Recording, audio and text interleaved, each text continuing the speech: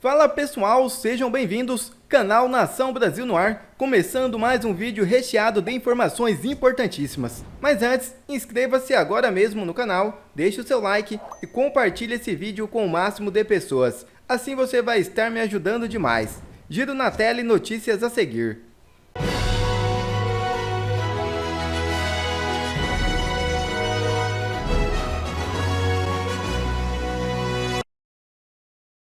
STF discute encerramento do inquérito das fake news para barrar impeachment de Moraes. É isso mesmo.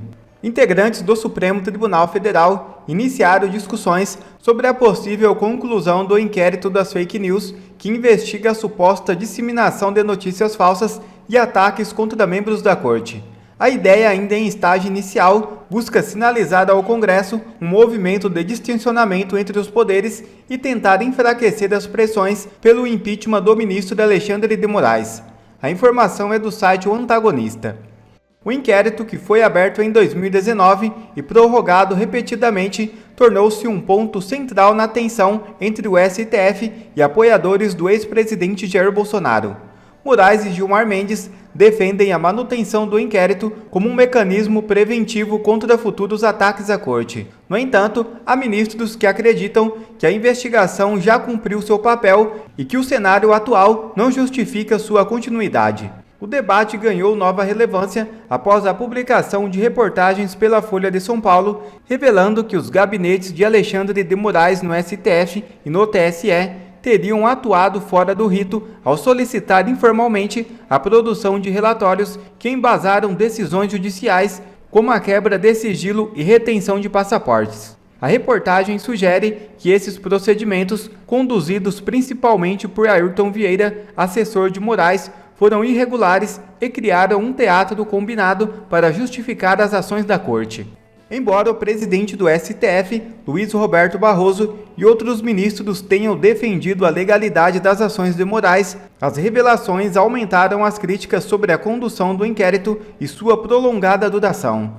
A possível conclusão do inquérito pode ser vista como uma tentativa de mitigar as tensões entre judiciário e legislativo, mas enfrenta resistência interna no STF, onde alguns veem a investigação como uma ferramenta essencial para a defesa institucional.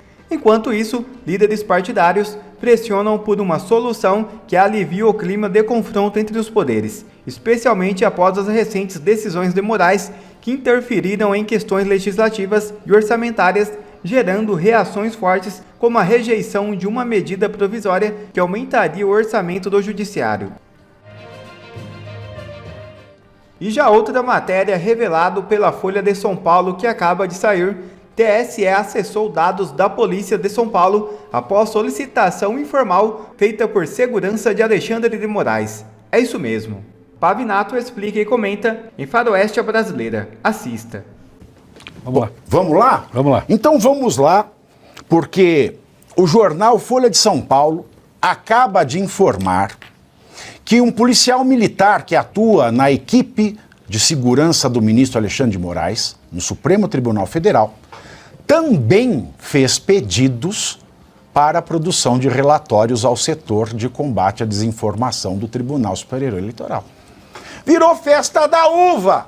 Daqui a pouco nós vamos ler aqui: a faxineira de Alexandre de Moraes fez pedidos à assessoria do TSE. A vizinha da amiga da prima do Alexandre de Moraes fez pedidos por WhatsApp ao órgão do TSE. Então tá aqui, ó. O policial que trabalha no gabinete de Alexandre fez pedidos à Folha. Diálogos de WhatsApp mostram que o policial Wellington Macedo, lotado no gabinete de Moraes, fez pedidos a Eduardo Talhaferro, na época atuando no TSE, para apurar fatos relacionados à segurança do magistrado e seus familiares, como vazamento de dados pessoais e ameaças enviadas para números ligados ao ministro ou publicadas nas redes, além de informações sobre prestadores de serviço que trabalhariam na residência do ministro. Olha só, ele está usando de RH pessoal, Que bacana, hein, Alexandre? Na conversa, Talhaferro, e Alexandre dá-lhe ferro na população, hein? Talhaferro disse ter levantado informações sigilosas com a ajuda de um policial civil de São Paulo, de sua extrema confiança e cuja identidade não deveria ser revelada. Marcelo Bella, que maravilha, hein? Bem, eu vou ligar lá no TSE também, pedir informação, vamos? Pois é, vamos fazer uma linha do tempo. Eu convido os nossos seguidores a analisar uma linha do tempo da obviedade que nós estamos vivendo no Brasil hoje. Como cidadão, nós temos que lembrar, né? Como cidadão, nós temos que lembrar que são funcionários públicos, são pessoas que estão recebendo seus salários através dos nossos impostos, então nós podemos relembrar os fatos. Sua Excelência, ministro Alexandre de Moraes, iniciou a sua brilhante carreira célebre quando assumiu a Secretaria Estadual de Segurança do Estado de São Paulo, e indicado, né, pelo PSDB e pelo PMDB na época, né, foram dois partidos aí que deram a bênção para que o ministro fosse o nosso secretário de Segurança. Depois, com a ascensão do vice-presidente Michel Temer à presidência da República, o presidente Michel Temer indicou Vossa Excelência para o Supremo Tribunal Federal. Ele assumiu, por uma questão de rito, o STE, e nas eleições, quando estávamos prestes a votar para presidente, em 2022, no dia 7 de setembro, eu me recordo bem, eu estava lá, o presidente Bolsonaro, ele fez uma série de críticas a Vossa Excelência, ministro Alexandre de Moraes, já pelos desmandos que estavam acontecendo dentro do STF. Na época, quem fez a articulação entre o presidente, o governo, o presidente Bolsonaro e Vossa Excelência, ministro Alexandre de Moraes? O presidente Temer. Mais uma vez, o presidente Temer aparece nesse cenário político e faz aí um arranjo para que houvesse paz entre os poderes. Vem a eleição, presidente Lula eleito, no dia da posse, depois da posse, a diplomação, vem um ministro do TSE, Vossa Excelência Benedito, e diz a seguinte frase para Vossa Excelência, presidente do TSE também, Alexandre de Moraes: missão dada, missão cumprida. O que nós estamos assistindo aqui é um judiciário com ativismo político. Quando isso acontece, é o fim da credibilidade. É o fim da credibilidade de uma Suprema Corte que é super importante. A Suprema Corte é para decidir casos importantíssimos em prol da sociedade brasileira e não em prol de partidos. Agora, continuando nessa linha do tempo, Pavinato, nós temos o quê? Elon Musk falando contra Alexandre de Moraes. O ministro começa a receber críticas de Elon Musk. Senadores republicanos e deputados republicanos comparam o nosso ministro da Suprema Corte, Alexandre de Moraes, ou como idiota útil ou como ingênuo a serviço de partidos políticos norte-americanos, falando mal de um ministro da nossa Suprema Corte. E aí vem um jornalista americano e traz à tona toda essa problemática que agora nós estamos vendo aqui. E qual é o que acontece? Os seus mandatários, em relação ao seu patrocinado, se unem para defender esse rito. Então o PT, o governo brasileiro, se une para defender agora o seu patrocinado. Estamos agora com o maior risco que a população pode ter de um fechamento do STF, de um fechamento do Congresso. Porque ditadores de outros países, por muito menos, fecharam seus STFs e seus congressos.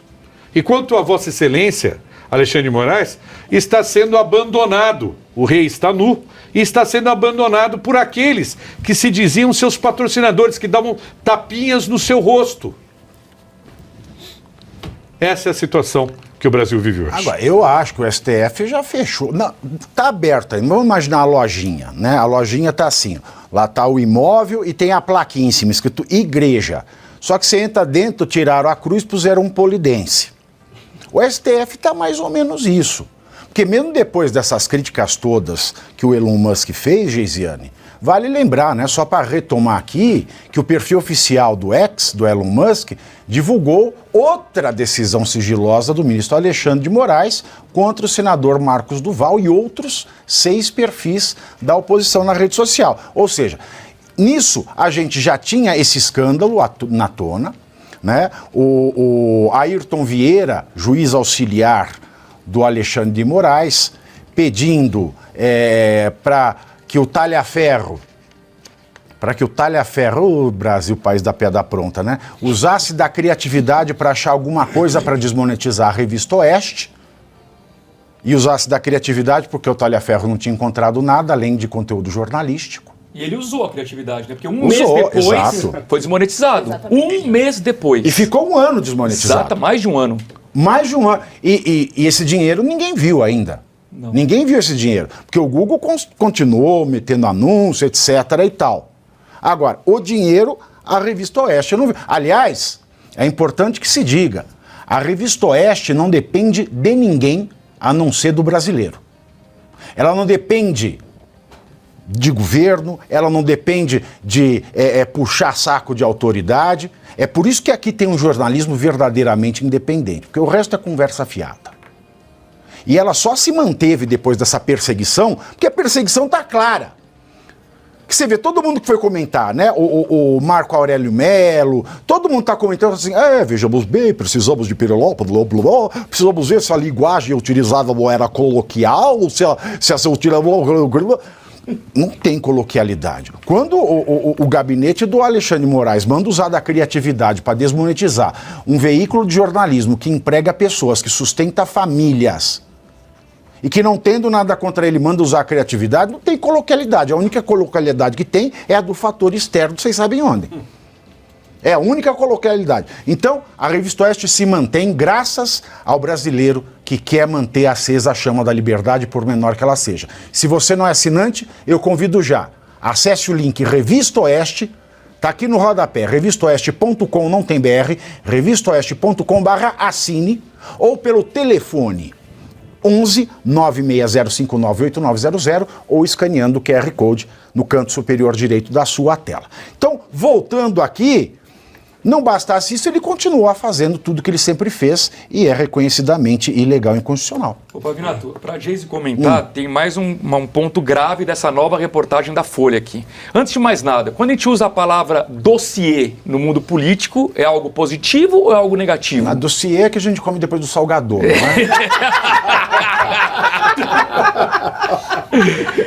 É algo negativo, certo? Você faz assim, estou produzindo um dossiê contra o meu adversário, você não está produzindo uma coletânea de documentos favoráveis a ele. É algo para incriminá-lo. Muito bem, olha só o diálogo entre o policial militar loteado no gabinete do ministro Alexandre de Moraes e o talha-ferro. Olha só, diz o policial militar pelo WhatsApp: desculpe incomodar em pleno domingão, só para eu poder informar o chefe. Quem é o chefe? O Alexandre de Moraes. Ô louco, bicho! Olha a pergunta que ele faz. O policial faz ao vivo. Ao talha-ferro: você está trabalhando ainda no dossiê certo? Ou seja, internamente ele já chamava isso um dossiê. Está claramente algo sendo fabricado para prejudicar alguém. Mas dossiê. Precisamos ver se é uma linguagem coloquial ou se isso era uma coisa... Dossiê é surreal. Desculpa, mas é KGB, aponte minha pessoa, eu te direi qual é o crime. E isso destrói totalmente a lógica do Estado Democrático de Direito, porque é um serviço de espionagem que está sendo feito para identificar uma pessoa, atribuindo-lhe um crime sem que haja mandado judicial. Essa é a razão pela qual se autoriza que alguém seja investigado. Precisa de um mandado judicial. Isso no Brasil é crime de abuso de autoridade. Sim. Mas o Alexandre de Moraes, ele é o recordista nacional, para não dizer mundial, dentre os países que prevêem essa modalidade de crime, de cometimento impune de abuso de autoridade. Ele faz o que quer. Você vê, o policial, para fazer RH, vai trabalhar gente na minha casa, dá uma vasculhada na vida delas aí.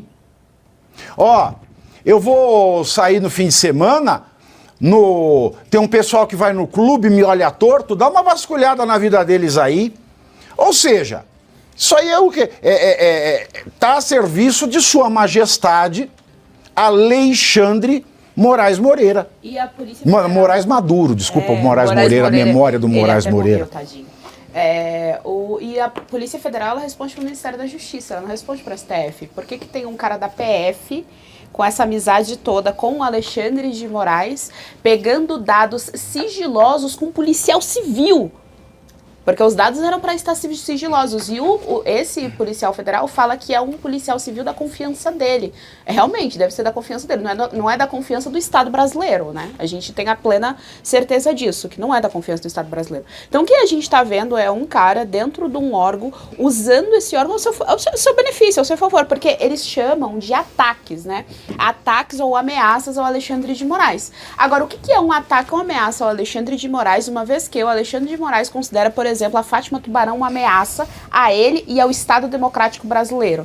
Uma senhora. Se ele considera, por exemplo, a Kátia, que tem câncer, que está presa com tornozeleira, uma ameaça e a coloca como uma criminosa. Então, quem ele está chamando de ameaçador em relação a ele? Quais são esses ataques que supostamente ele, a filha dele, está recebendo? Porque o que eu vi aqui é a descrição de um golpe que brasileiro está sujeito a isso todo dia. Ele fala que a filha recebeu uma mensagem pedindo um Pix de R$5.000 e isso o brasileiro recebe todo dia, que é o chamado golpe, que acontece aí, os criminosos fazem isso. Então, assim, ele é um brasileiro, está sujeito a isso, infelizmente. Então, a gente está vendo a articulação na prática de toda a máquina pública, não só para manutenção da ditadura, não só para prender os opositores ao regime, mas para beneficiar o bel prazer, para satisfazer. A gente viu isso ontem aqui, para satisfazer sua majestade, não, sua excelência, né? Eles chamam ali na conversa, mas poderia colocar sua majestade. E só mais uma coisa sobre o Eustáquio, que eu acho que é importante a gente dizer. A filha dele, de 16 anos, também está sendo perseguida. O nome dela é Mariana. Agora, esse do excelência eu concordo, porque no caso Crezão, por exemplo, Alexandre de Moraes foi excelentíssimo. Excelentíssimo juiz, porque foi para apreciar em 90 dias a prisão preventiva, demorou 90, 180, 270, 300 dias. Então, é esse espaço lentíssimo. Tá? Só para deixar claro que é excelentíssimo mesmo. Exatamente. E aí, a Mariana, ela está sendo perseguida também, ela tem 16 anos. O mandado do Alexandre de Moraes foi para que fizessem uma busca e apreensão, a PF, na casa deles, né, na casa da Mariana, dos Eustáquios, e fizesse com a maior descrição possível. Então, os carros não tinham identificação de que eram da PF, apreenderam todos os eletrônicos, então celular, tablet, notebook, essa era a ordem. E se ela, por um acaso, usar rede social, a mãe dela vai presa porque ela é menor de idade. 16 anos não é competência do juizado da infância, então, da adolescência? Eu pergunto, cadê o ECA? Porque o ECA considera ela menor de idade, é dos 12 aos 18 anos. Eu pergunto, cadê o ECA, que não tem nenhuma informação a respeito disso, e cadê também o Silvio Almeida? Isso aqui compete a ele. Ele é ministro dos Direitos Humanos. Sabe o que ele falou, o Silvio Almeida? O que ele falou? Pois é. É isso que a gente está assistindo e vendo, assim. E quando você vai lendo, embora seja a Folha que tenha trazido à tona essas informações, acho importante a gente deixar claro para a nossa audiência que quando nós vamos lendo a matéria, as palavras que eles empregam ainda são muito absurdas, tá? Eles empregam palavras como ataque à democracia, como ataque a Alexandre de Moraes, opiniões de desinformação. Então, assim, todo o vocabulário, que é o que a gente chama de guerra semântica, todo ele ainda muito impregnado dessa ideia de que a direita é muito truculenta, de que a direita é muito golpista. Então, quando a gente for se informar nesses outros veículos de comunicação, é importante a gente estar atento ao tipo de linguagem que eles estão usando. Quer ver mais vídeos como este? Então inscreva-se agora mesmo no canal, deixe o seu like e compartilhe esse vídeo com o máximo de pessoas. Assim você vai estar me ajudando demais. Fico por aqui, um forte abraço e que Deus abençoe a todos. Brasil acima de tudo e Deus acima de todos.